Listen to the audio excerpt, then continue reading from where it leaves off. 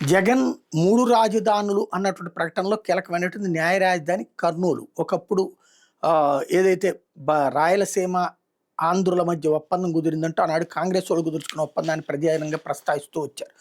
అయితే ఆ న్యాయ రాజధాని అన్నటువంటి పాయింట్ పక్కకి తీసుకెళ్ళిపోయి అక్కడ హైకోర్టు అక్కర్లేదు, అది కూడా అమరావతిలోనే కావాలన్నటువంటిది కర్నూలు వాసులే తిరస్కరించారు. విశాఖ వాళ్ళు మాకు సెక్రటేరియట్ వద్దన్నారు, అలాగే కర్నూలు వాళ్ళు తమకి హైకోర్టు వద్దన్నారు. ఓవరాల్గా రాజకీయం అప్పుడు అలా నడిచింది. మళ్ళీ అందుకనే అంతా అమరావతి వేదికగా నడుస్తుంది.